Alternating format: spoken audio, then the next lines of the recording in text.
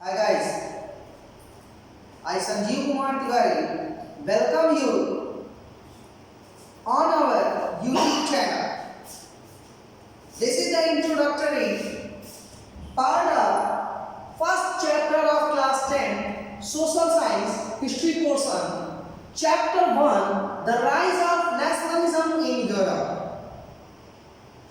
Before going to start this topic, I request all of you to open your book for better understanding.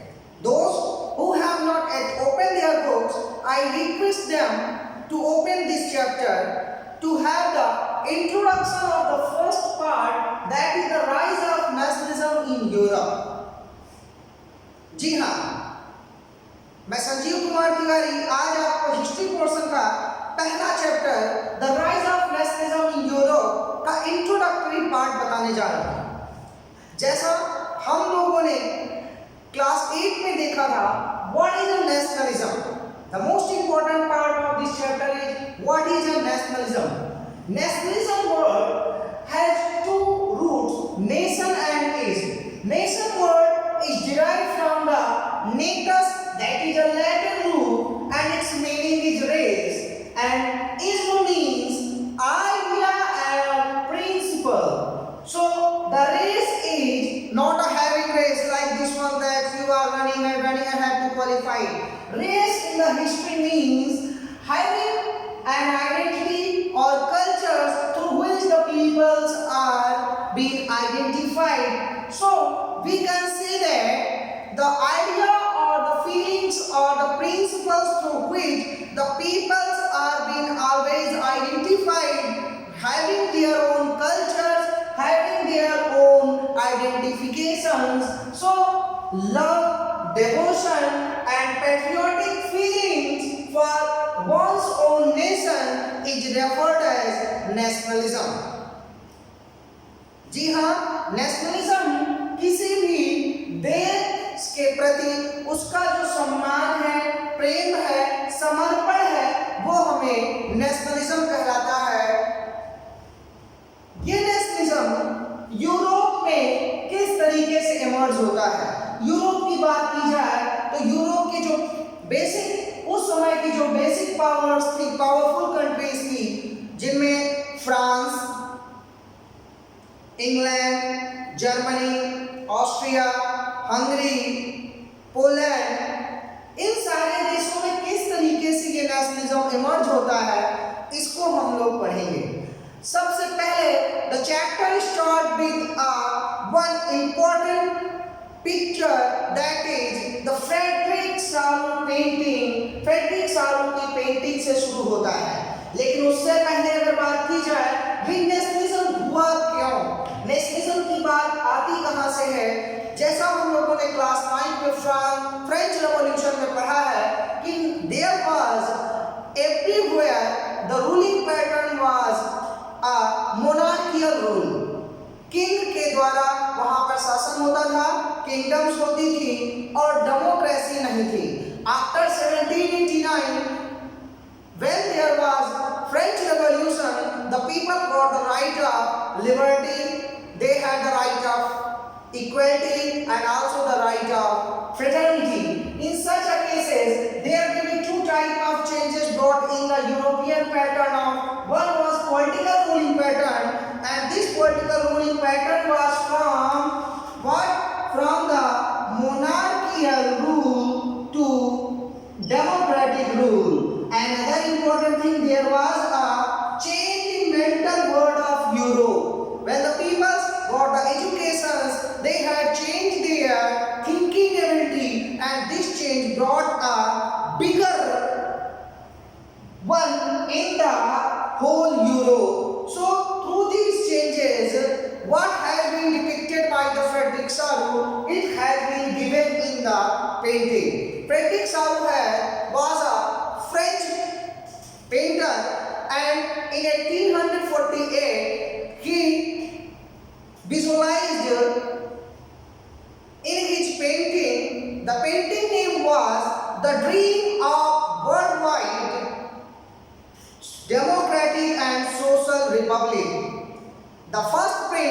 was being given in our book, The Pact Between the Nations.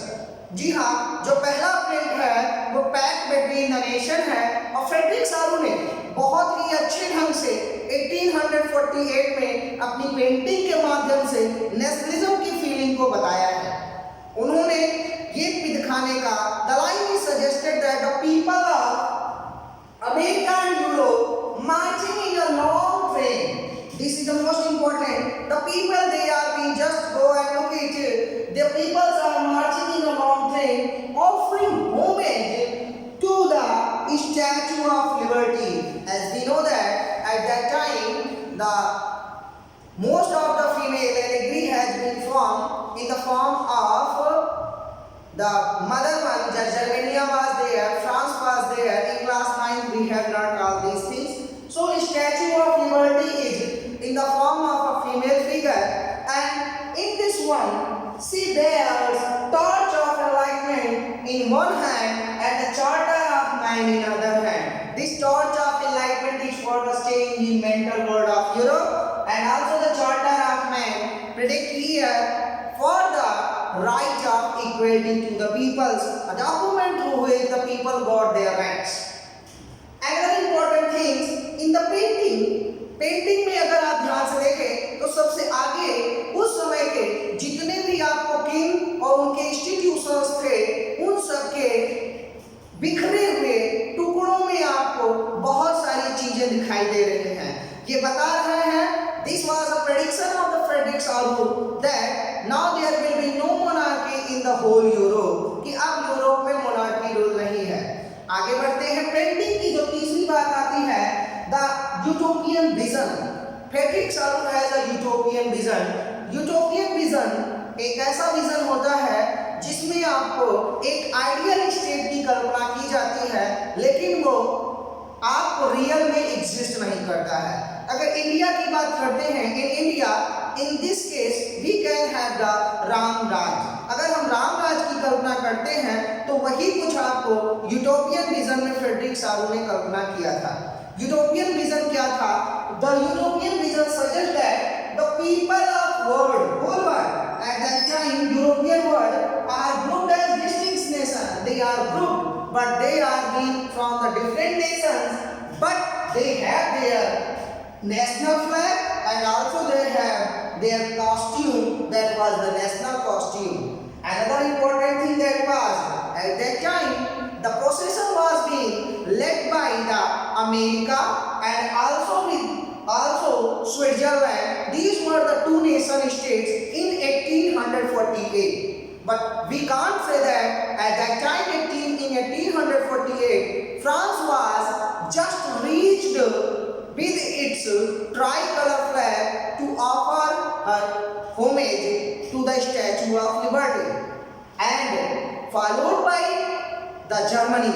Germany was not a nation state at that time, but the predictions suggest that Germany became a nation state, or it was being in the queue to be a nation state with its tricolor flag, because the German states were trying to become a nation state. So prediction was being a very real one that in 1848 German was in a queue to be a nation state.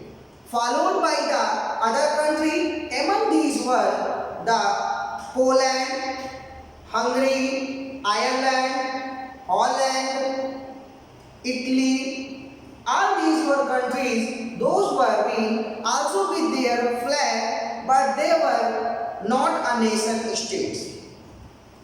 The last point that was given about the Frederick Saru painting is that Jesus Christ and the angels are gazing upon this scene to be as a part of fraternity.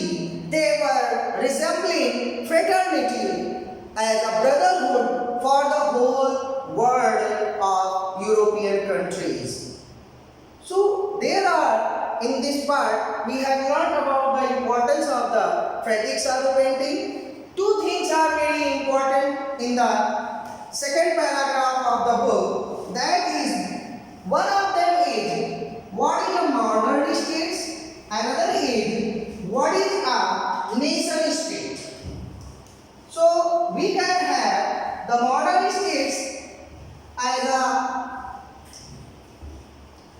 is a ruling government, the central administration is important. A modern state has a central administration governed by any governments, and this central administration has a defined territory of its people. But the nation states is not just as defined by any territory. Nation states is a state in which the rulers are chosen by its people, having the two things: shared culture and shared common identity. Shared common culture, they have a shared common culture, and they had also the shared common identity. Another important point about the nation state is that a nation state never want to control to the other country. It is very important. Nation states never want to control other country. So in the 19th century, we can see there was a formation of nation states in the whole Europe. How these changes were brought, we can see in this introductory part. जी हाँ, उस समय 19th century में Europe के देशों में किस तरीके से नेशन स्टेट लाया गया, उसमें क्या क्या चेंजेस किए गए, किस तरीके से इस पूरे चैप्टर में जो 4 हमारे पास है, basic France, Germany, Italy and UK, Britain, how these country became a nation states, हम लोग इस चैप्टर के बारे में पढ़ेंगे. और France is very important in this one. How these changes are brought from one part of France to its neighboring countries of Germany, Italy and Britain. किस तरीके से फ्रांस से ये चीजें आगे बढ़ती हैं, हम लोग इसको अगले टॉपिक्स में पढ़ेंगे. तो I would thanks to all of you being with us. इसलिए share this video to your friends and also like it and comment on. जी हाँ, आप इसको लाइक करें, कमेंट करें, ताकि हम आपके लिए एक अच्छी सी वीडियो और बना सकें. और जिन्होंने अभी तक इस चैनल को सब्सक्राइब नहीं किया है, मेरी उनसे रिक्वेस्ट है कि वो इस चैनल को सब्सक्राइब कर लें. Thank you very much being with us.